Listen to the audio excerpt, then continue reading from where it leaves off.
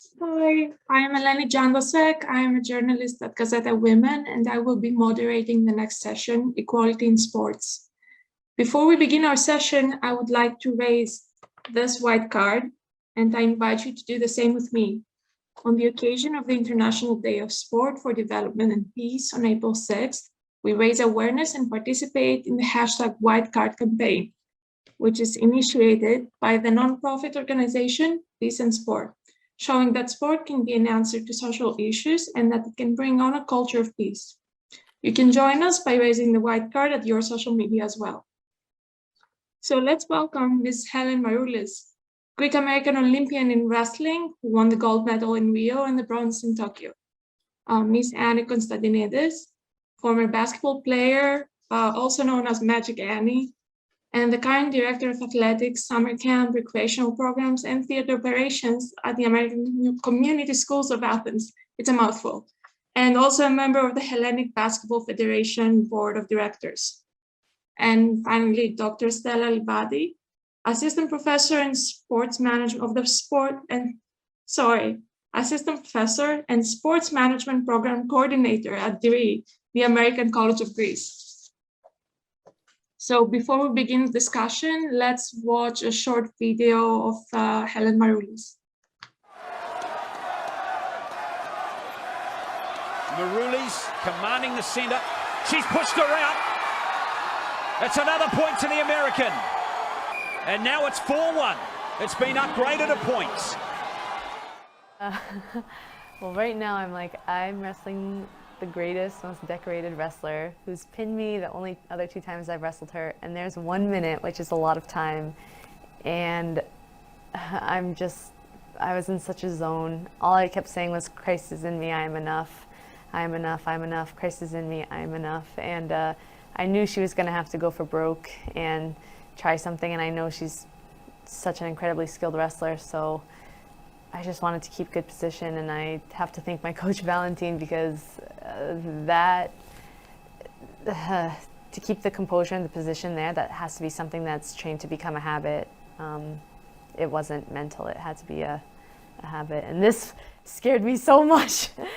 I was like, I'm just gonna fight, I don't care what it takes, I'm trying to feel where she's putting the pressure, I'm trying to calculate what she's gonna attempt, and at this point I just knew, I was like 9 seconds, like there's no way I'm gonna give this up. But then she had some fakes and that was kind of scary. For the first time in over 4 years, Yoshida is beaten.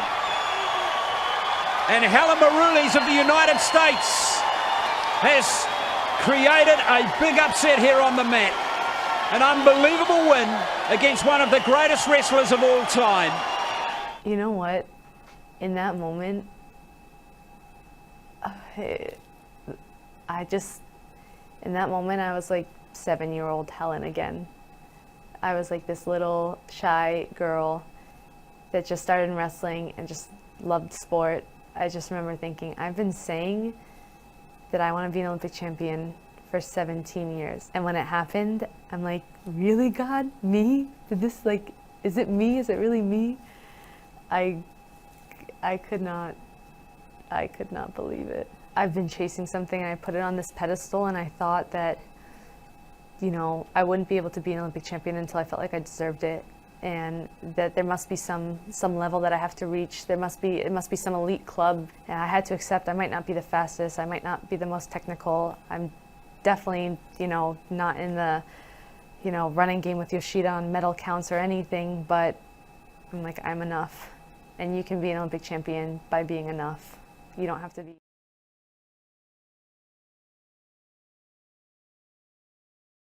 The metaphorical mic over to you. We are going to watch a presentation by Ms. Constantinides. Good afternoon, good morning for those of us that are in the States.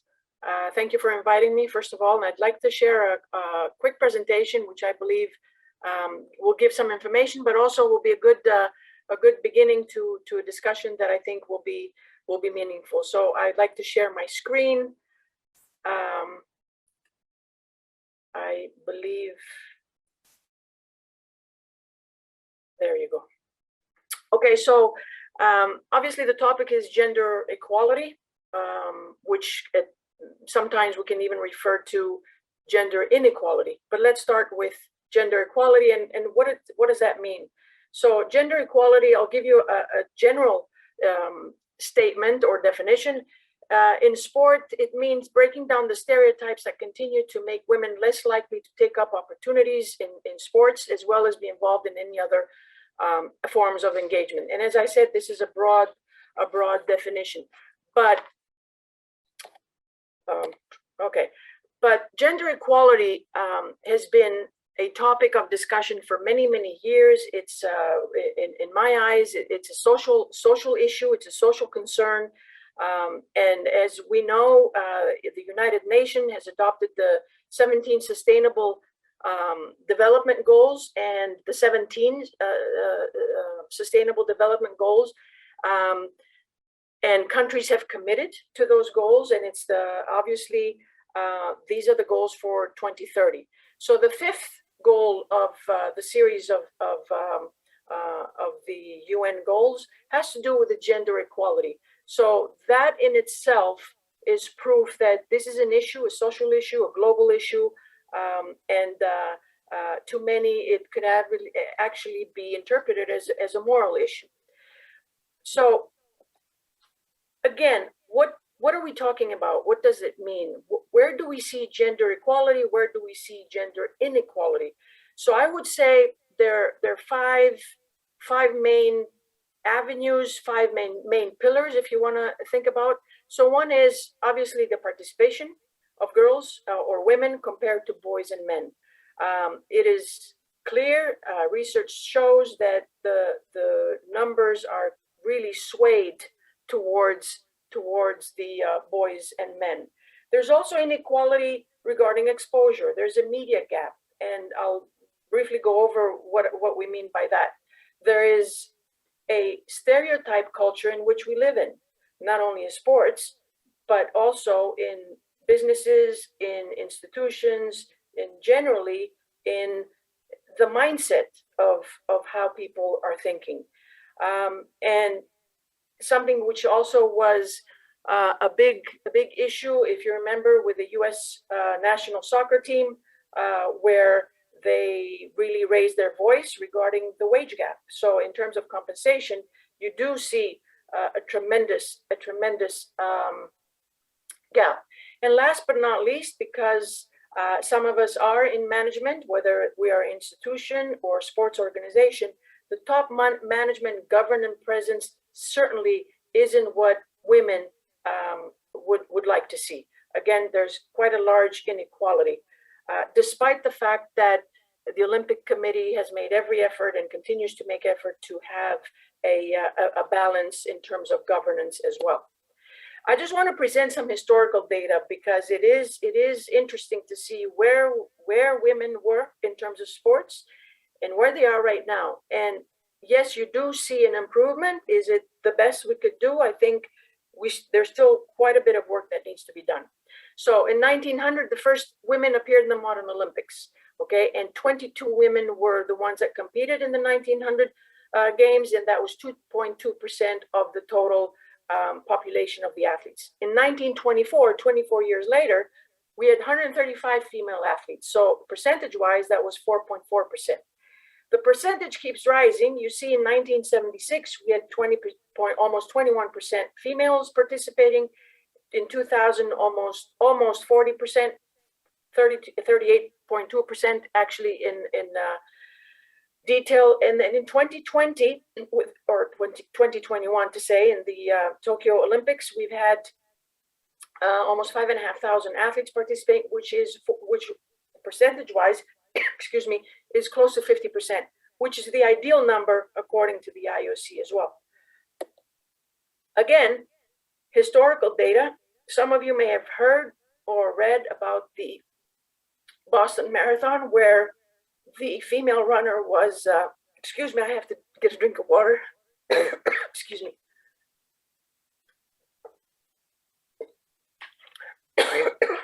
Where there was an effort to stop the female runner because she wasn't supposed to participate.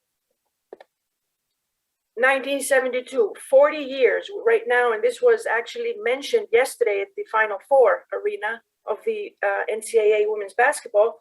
It's exactly 40 years since the passage of Title IX of the Education Act, which in summary, basically it allowed for females to receive scholarships. And because of Title IX, universities changed their sports and what they had to offer for women, because there had to be an equal forum of where females, college student athletes, could participate. In regards of exposure, there is definitely a media gap that is overwhelming.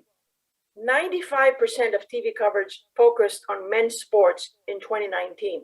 That's an overwhelming, uneven number.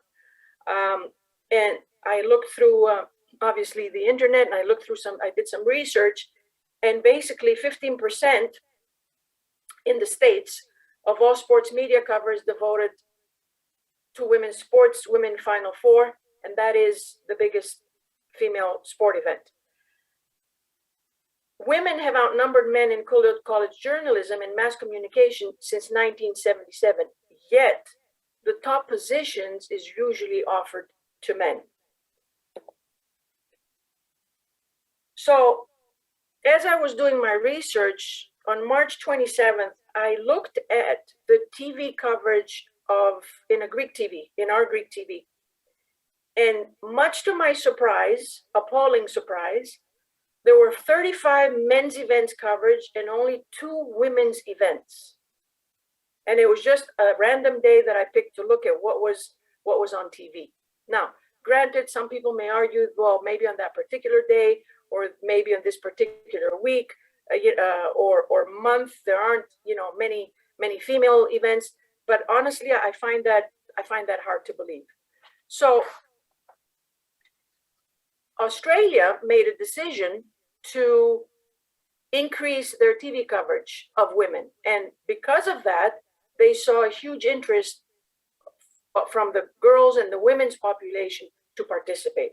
So I think it takes a little bit of effort from the TV to help the society and the community, and in order to engage in sports. Oops, sorry. Talking about stereotype, which is, I believe, one of the most prominent difficulties in dealing with gender equality. There is a mindset, and that is the mindset of a stereotype. People make assumptions because people are females. People make statements that are based on gender. How often have we heard, and I believe all of us have heard at some point in our lives, a statement like, you kick like a girl, or you shoot like a girl, or you play like a girl. And my answer to that is, to whoever makes that statement, is, well, if you were also kicking like a girl, you'd be a better player. So it's really, really almost insulting many times when you hear these kind of comments. And sometimes some people may say, well, they don't really mean it that way. But in any case, it shows the mindset that we females and girls have grown up in. One's physical environment also may greatly affect one's exposure. What does that mean? Some countries, it is their culture that they do not allow, or they do not permit girls to be out on the soccer field or on the basketball court, or actually be engaged in any kind of physical activity. Some religions may also be the reason why girls are kept away from playing and for being involved in sports, and especially even involved in high-level sports, where you have to give up a lot of your time, where you have to make sacrifices, where according to men, some men, the females are supposed to be the people, the ones responsible for having a family, nurturing a family, etc., etc. So the stereotype culture is something that is with us, still with us, and it's something that we have to keep remind ourselves to be able to counterbattle that kind of mindset. And here's a in my mind, here's a hot topic. It's the wage gap. And again, as I said before in my introduction, the U.S. women's soccer team, national soccer team, made great statements with the World Cup for girls. You see here, these are 2018 research, but I like the visuals, because I believe that the visuals actually present a good, leave you with a good information. So the basketball wage gap, you see it, 163,000. Obviously, the male players make millions, and again, we're talking about average, because obviously you have in the NBA you have the salary caps. So obviously we're talking about averages. The same thing with the golf. Okay, although in the golf community, women have significant higher averages than other sports. And if there's one sport that is really an exception, and that is tennis. Many female tennis players have high prize money that are comparable to men's. Not necessarily the same, but close enough. So the wage gap is something that is out there, not only in the sports world, but also in the business world. And it's something, again, that females and female CEOs and high executives continue to fight. And last but not least, the government's top management and gender equality. So the Olympic Charter states that one of the roles of the IOC is to encourage and support the promotion of women in sport at all levels and in all structures. And I want to emphasize here, because meaning structures, it has to do not just with athlete participation. It has to do with gender equality in sports administration. So to finish, what the sports charter states is, again, to encourage and support the promotion of women in sport at all levels and in all structures, with a view to implement the principle of equality of men and women.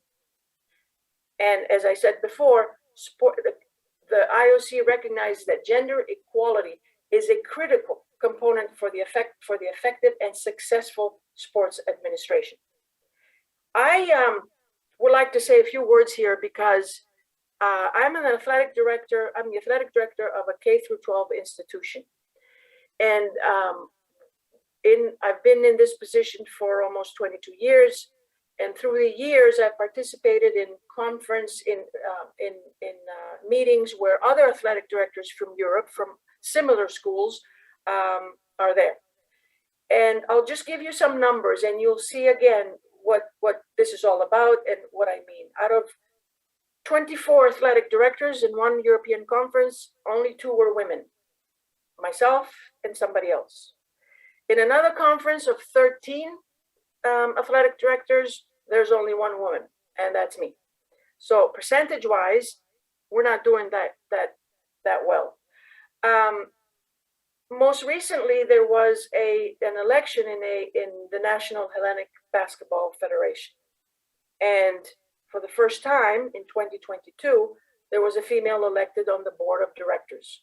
Again, in 2022, it took so many years to have 1 female on the board of directors.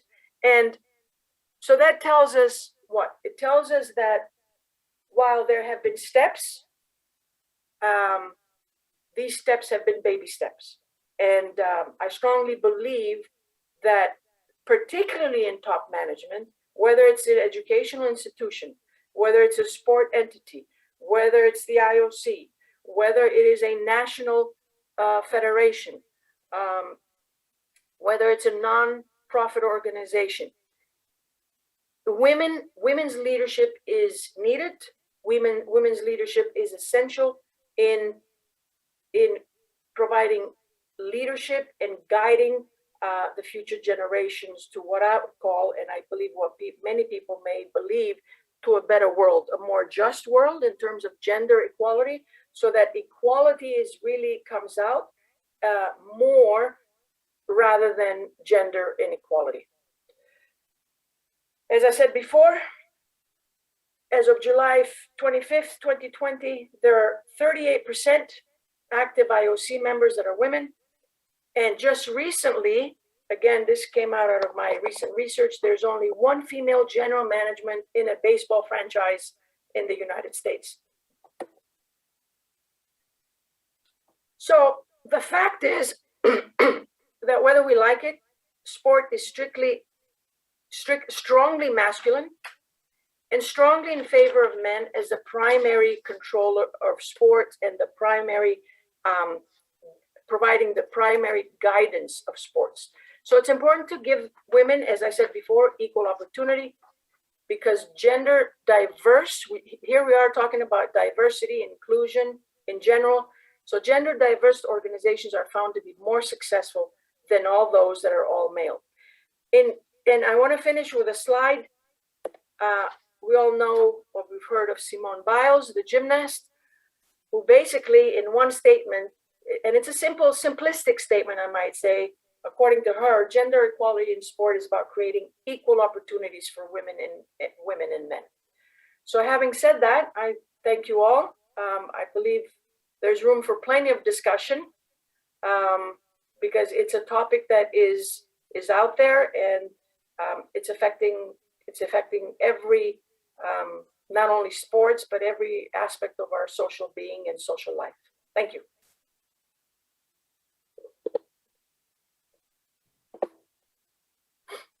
Okay, thank you, Ms. Constantinides.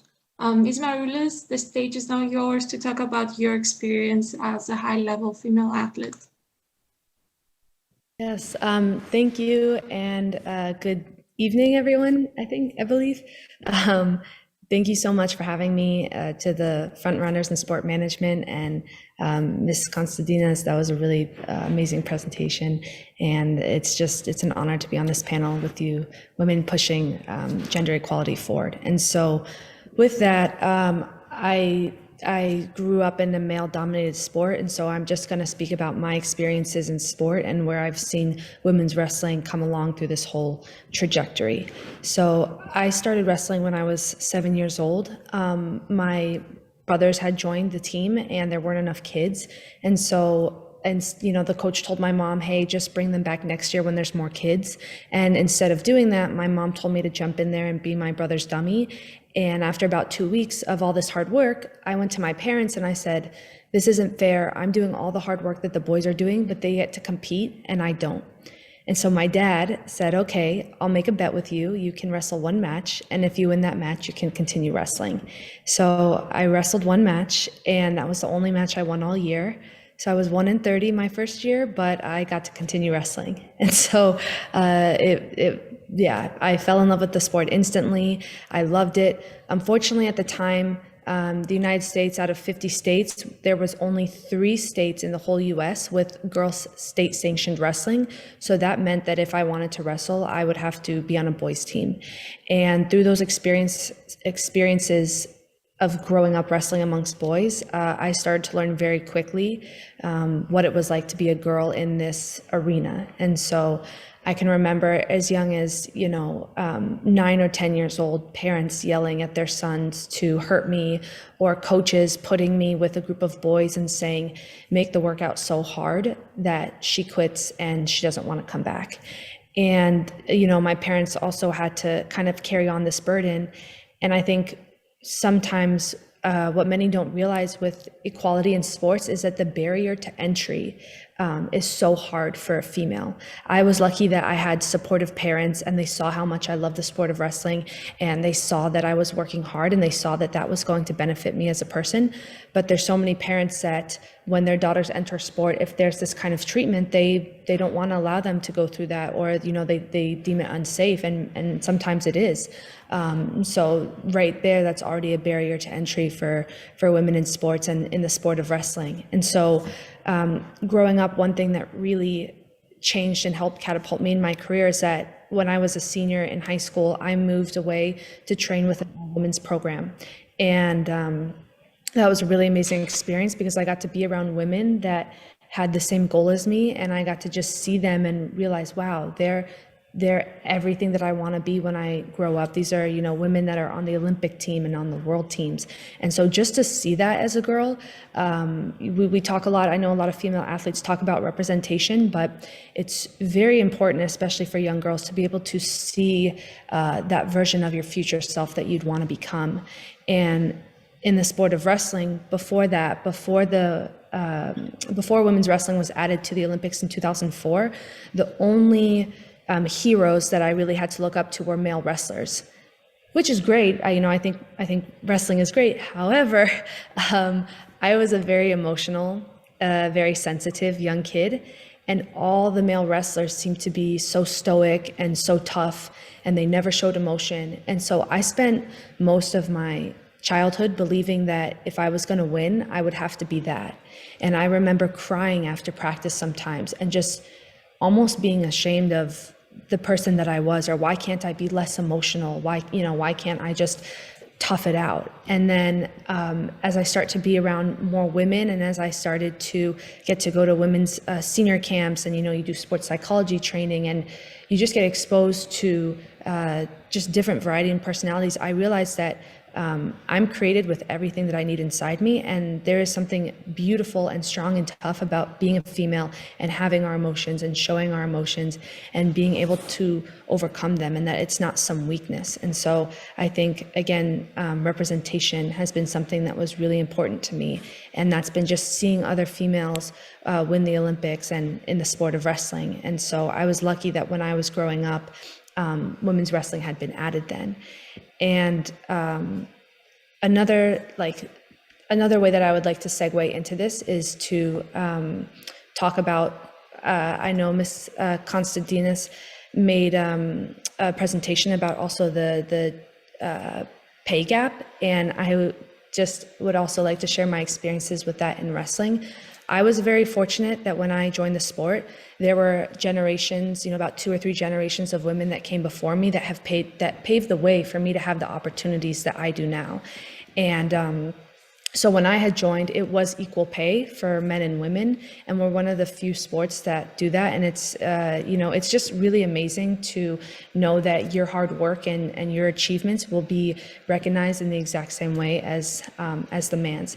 And so with our NGB, with our national governing body, the pay is the same. However, with sports media agencies, if let's say if they host a match and we call it a card, and you have men competing on the card and women, the men could make 5-6 times as much as the women. And a lot of times the media companies would tell us, well, you just don't have value. You don't have value. You don't bring value to the table, to the sport of wrestling. And so we actually had our whole national team had a phone call with the one media company that had the contract to cover all of our wrestling. And they told us that we don't have value. And so that's really frustrating because our NGB made the contract with them, and there's nothing that we or they can do about that, basically. So that was super frustrating. But when we look at how far it's come, this is a story that I did all my research in college about women in sports, and so I interviewed some of the female wrestlers that came before me. And when I discovered this, I was shocked. But for the World Championships, all the way up until 2003, and keep in mind, in 1999 or 2000, I believe, is when women's wrestling was added to the Olympic Games program. It actually debuted in Athens in 2004. But up until 2003, when the men won the World Championships, they would be given prize money, and trophies. And when the women won the World Championships, they were given household appliances. So they were given toasters, they were given vacuum cleaners, and they even had a Prettiest Wrestler Award, which could go to anyone regardless of how you performed in the tournament. So it was just, many of the women, whoever received the award, they would reject it and they would not accept it. And a lot of the women that won the household appliances, they just stayed in the sport and kept fighting, even though the inequality was so severe. And so they've really paved the way for for myself and for the younger generation. And then just flashing forward today, I think the fight for equality in sports, for gender equality in sports, while sometimes can seem so vast, it also has come a long way. Like I said, when I started wrestling, there were 3 out of 50 states with girls state sanctioned wrestling.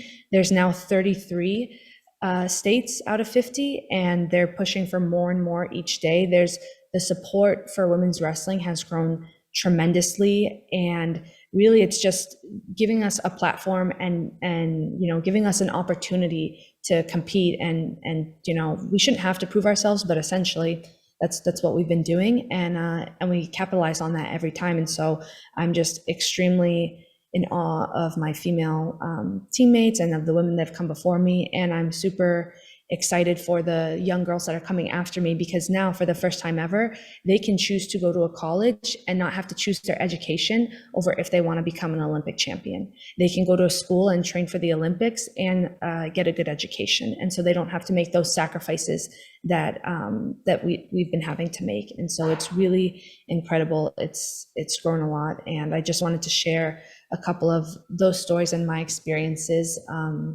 And yeah, thank you all for having me on. Thank you. Dr. Leivaidi, would you like to begin the discussion? Sure.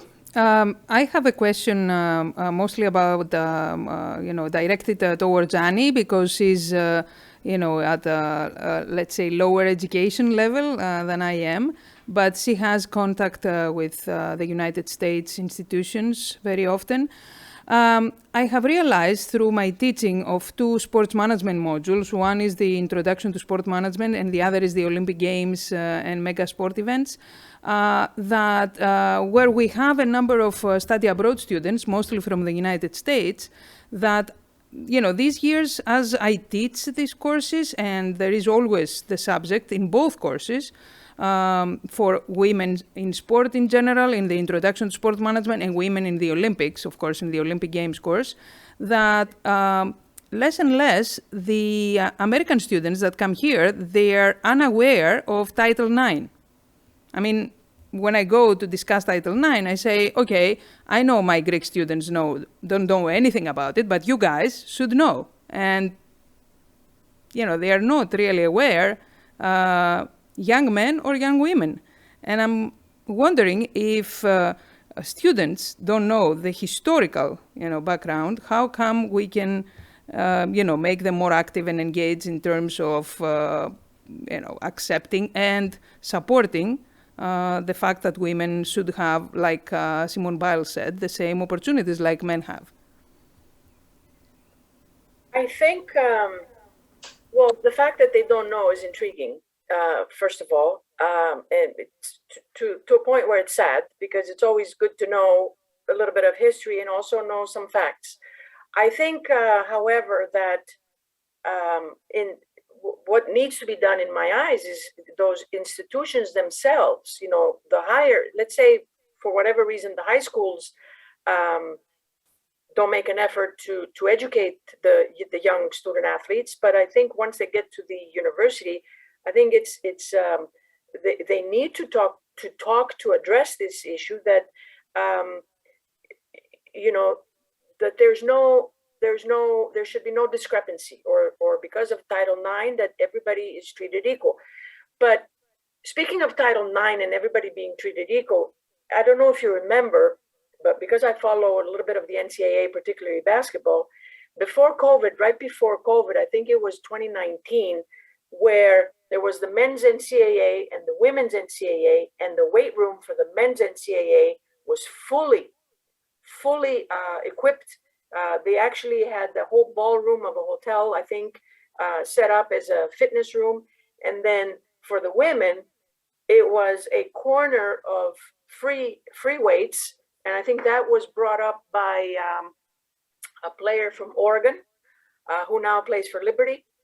And it is appalling that even within the NCAA, there was such a discrepancy to the point where it was insulting. So going back to your question, people don't know about Title IX. I think actually now is the right time perhaps to go back a little bit to the history and remind people, remind institutions, remind coaches first before, so that they take on the responsibility to talk about this to their student athletes. And the same thing with athletic directors, you know, in high schools. You know, they have to, and for example, they have to provide, not necessarily talk, but provide equal opportunities. And then through the provision and through the year or through the seasons, to talk about why, you know, people or boys and girls need to be given these opportunities. So I hope I answered a little bit. I also have a question for Helen. Do you feel that at this stage in your career, you know, with one gold medal in Rio and a bronze medal in 2020 in Tokyo, actually in 2021, you are accepted by the community of wrestling, including your male teammates? The reason I'm asking is because when my son heard your name, he said, "Oh my God, this is the person that McGregor, you know, accepted to train with." And, you know, I guess this means that, you know, if McGregor accepts a female athlete, that, you know, this female athlete is really accepted in the men's world. Yes. So I do feel accepted by my male colleagues and teammates, and I feel extremely fortunate. I've said this countless of times. I can sit here and say, you should respect women in sport. You should respect women in sport. But the reality is, these young boys, they're going to look to their heroes, and they're going to look to the men to set the example. And I think on our men's Olympic team, three guys have two daughters that, you know, so they understand, and they've been super supportive, friends for years, and they've been very publicly outspoken about supporting our entire women's team. And the camaraderie that we had at the Olympics this year amongst the men and the women's team was such a special bond. I don't know if it was COVID that just gave us this opportunity to bring us all together, but this was actually the first time that we had a joint men and women's national team camp, where at the camp, one day the women's coach would run the practice, the next day the men's coach would run the practice, and then the women and the men trained with each other. So you had the Olympic champion man training with the heavyweight female world champion, and then, you know, you had Olympic champion female training with another male, and it was just, you know, really amazing to see and to have that support from them. So yes, I do feel accepted. Do you think wrestling is in such a bad situation right now in terms of the Olympic Games? Do I think it is? Yeah, I mean, it's one of the sports that are discussed of being eliminated, and actually, you know, that it's been going on for years now, and there was a huge movement to save the sport, because it's one of the sports that, you know, it's there since the ancient games. Yeah, so actually wrestling was dropped from the Olympic program in 2013, and, you know, there were some governance issues, but really a big part of it was gender parity, gender equality. And so when they made the bid to get accepted back into the Olympic program, one of the biggest selling factors was that they took weight classes from the men's category and they gave those spots to the women. And so now across the board, you had 6 Olympic spots for the men and for the women. And this was really huge. And basically, you know, women's wrestling and gender parity helped wrestling get added back into the program. I still think there's a lot of work to be done. Like right now, there's 2 styles of men's wrestling and there's only 1 style of women's. And, you know, to the IOC and maybe to the world, that looks, you know, it's very uneven. And so we're trying to figure out, I think, a way to gel and move forward in a way that it really truly is equal. But they have made a lot of progress. Thank you. So since governance issues have been mentioned a couple of times, I'm going to jump in with a question from the chat. So Dr. Leivaidi, from your recent research with Dr. Jumaka, for sports tourism, we learned that swimming is about 70 to 80% female, but we do not see women in key positions or decision-making positions in federations. And Miss Constantinides, since you are the first woman in the Basketball Federation in a key position, do you see this changing anytime soon? I'm hoping to see it change sometime. And again, breaking the barrier is the first step. The fact is that once somebody makes the beginning or takes the first step, I think, and with the actions ahead, in other words, what we want to do, for example, what I would like to do through the Federation for women basketball players and young girls, I'm hoping to inspire and possibly guide other females that have played the sport that at some point that have finished with their career to join me in promoting the game to the girls and women. Already, although not necessarily in a board of directors positions, we have gathered at least 5 former basketball players who are considered Olympians. They played in the 2004 Olympics. Have played on the national team, and they are working on key positions. As I said, not necessarily as board of directors, but we have individuals that are involved with the development of the youth, the promotion of basketball. We have administrative assistantship in terms of organizing events. We have a former Olympian dealing with the national teams. So slowly but surely, I believe that other women in my sport will follow this path and at some point be involved with the board of directors. So I'm hoping that the future is definitely brighter. Thank you. I have one more question coming from the audience, and it's for all 3 of you. So the Me Too movement has reached Greek sports with Sofia Pekatorou. So is social media a good way of showcasing the problems or talking about equality and diversity? And I'm going to paraphrase. What is the role of social media in showcasing the problem and talking about equality and diversity? Well, I believe that the more avenues you have to disseminate information like that, the better. Of course, depending on how you use these avenues. Even, in the past with newspapers and television were the only way to get messages across. Still, you had problems in terms of how this message was transmitted and if it was accurate or if it was exaggerated and things like that. So I think, the more avenues you have, the more comfortable you feel that at some point you'll be accepted to do that. And I think that men and women, that they are facing issues like that, they have to speak up and they have to be supported to speak up.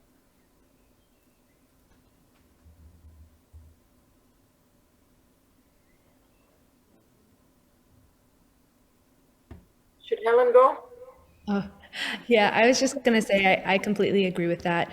Having a social media platform basically gives you full control over your voice and the message that you want to speak. And especially during times where you are bringing a message forward and other media avenues are not covering that and not bringing it to light, it's really nice to have the social media platform because then you can get your message out there. We actually had that with our women's national team. We had an issue with this media company that wasn't covering women's sports, and we went public about it, and we received a lot of support from the fans and the audience, to the point where when this media company would put out a new card, the fans and the audience would start counting how many women's matches were on there and was it equal, and then they would tweet about it. So it wasn't even that it was something we had to speak about anymore. The audience noticed it, and then they would look for it and point it out. And so just to see, to have that ability to just for everyone to come together and to have that support is really special. So I echo both speakers in what has been said. I would like to say that women's voices have to be heard. And as long as I also believe that, as Helen said, these social platforms allow women to portray their own voice, without any distortions or the danger of something being distorted or even misinterpreted, although sometimes things do get misinterpreted. However, I do believe that the more avenues that females have to share what is on their mind with clarity, I think it can only benefit, particularly the gender equality issues.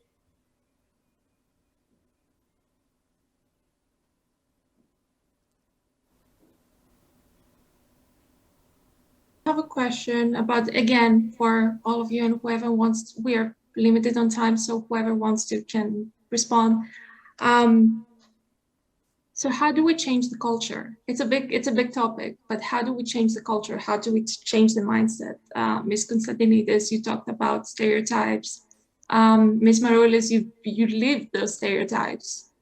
So how do we move to the next step? Since we don't have time, I would say one word: modeling. Through modeling. You know, if more women like Annie and Helen and others, you know, they come forward and they show their leadership skills and their vision, you know, more young women will follow. And the same goes for the academia. Mm-hmm. I would say, I'll continue on that. I would say by lead by example. And then 2 words: insist and persist. Things unfortunately, or the reality is, they don't change overnight. It takes time, but if we cannot give up. Yes, and I echo both of these sentiments and completely agree with that. So yeah, just continuing to really fight the fight and to push the needle forward. Wonderful, thank you. So this concludes our time. It was great having you, and thank you for attending. Bye, have a good rest of your day. Bye, thank you so much. Thank you. Joel. Bye. Thank you for the invitation.